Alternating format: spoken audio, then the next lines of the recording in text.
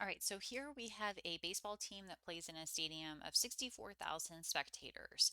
And it says with a ticket price of $8, the average attendance is 26,000.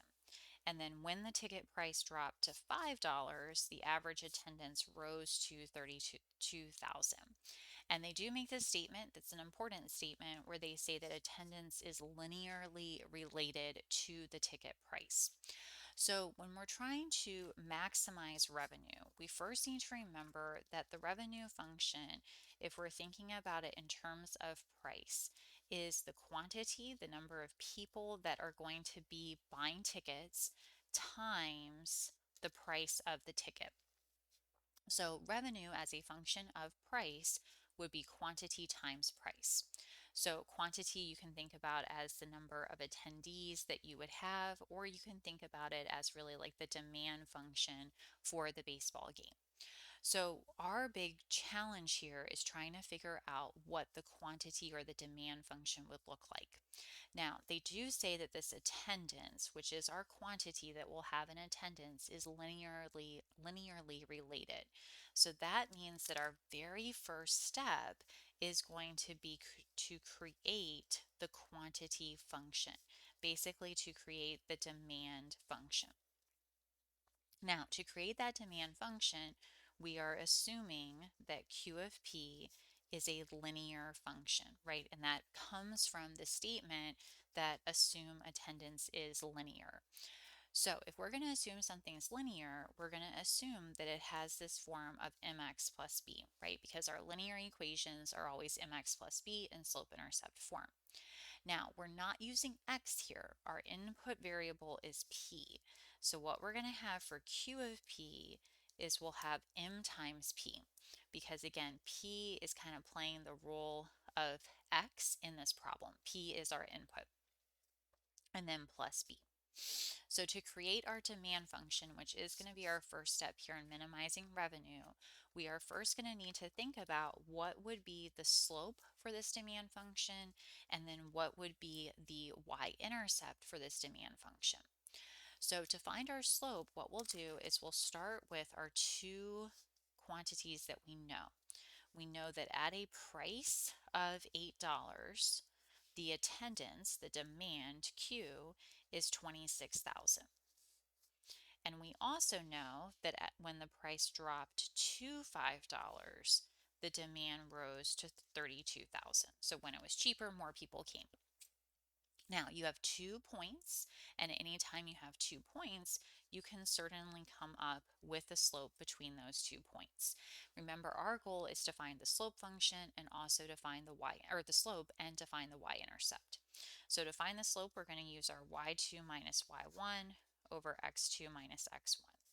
So that's going to give us our y2 is this 32,000, our y1 is the 26,000, divided by our x2, which is 5, minus our x1, which is 8. Now, be a little careful here. I know this seems really silly. Like when you take the 32,000 minus the 6 or 26,000, that is pretty straightforward. That's just going to give you 6,000. But when you take 5 minus 8, sometimes people are like, oh, that's 3. But remember, we've got to be careful with our signs. 5 minus 8 is going to give us negative 3. So that's going to give us a slope of negative 2,000.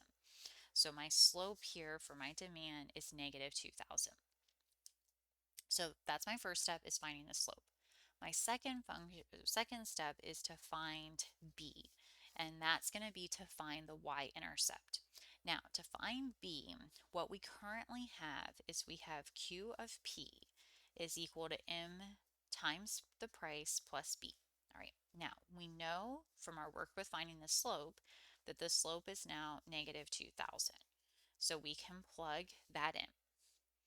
Now, we have these 2 points, and we can pick any one of those points that we can plug into this equation to solve for b. So to find b, we're simply going to plug 1 point into the equation that we currently have. So I might decide that I'm going to plug in the 8 comma 26,000.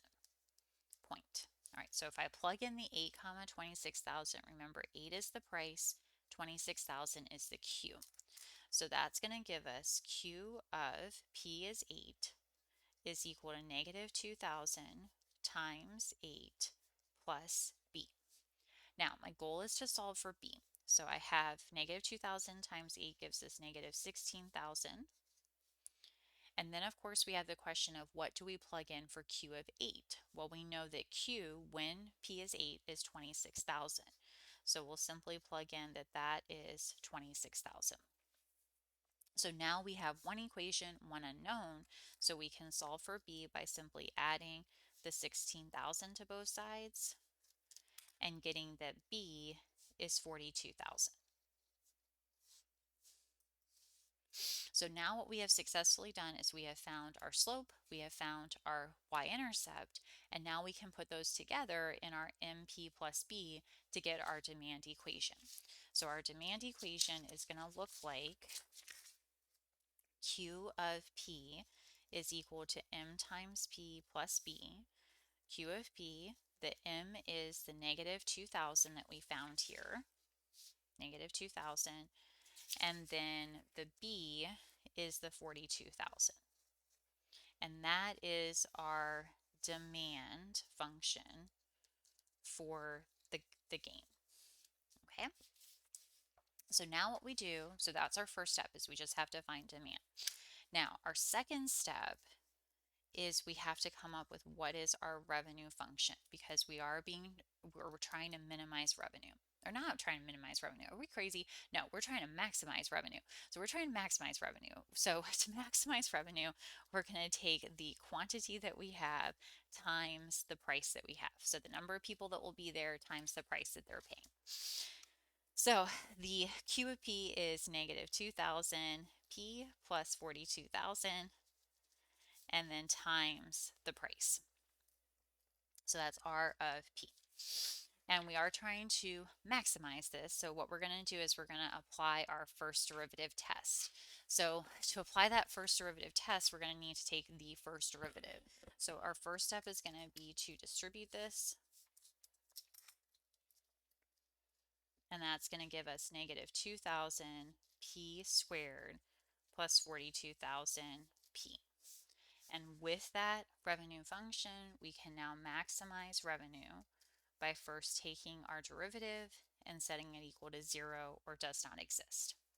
So if I take my derivative here of the revenue function, I will have negative 2,000 times 2, so negative 4,000 P plus, and then this P to the first is linear, so it just goes to 42,000. And I set that revenue equal to 0.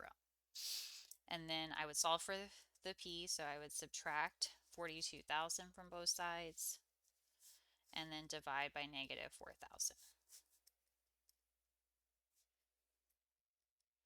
Okay, and that's going to give us P is equal to 10.5. Now, just for a quick check, we would look at our revenue function's derivative at R prime, plugging in from the left and from the right. And what you'll see is that if you plug in, for example, 1 into this price for the revenue derivative, that is going to give you a positive. And if you plug in, let's say, 20 into the derivative, that will give you a negative. So that does tell you, in fact, that you are maximizing the revenue at 10.5. Now, you need to be a little careful here about, like, what are they actually asking for? They just say, what is the ticket price? And P does represent the ticket price. So the ticket price would be 10.5 that would maximize the revenue.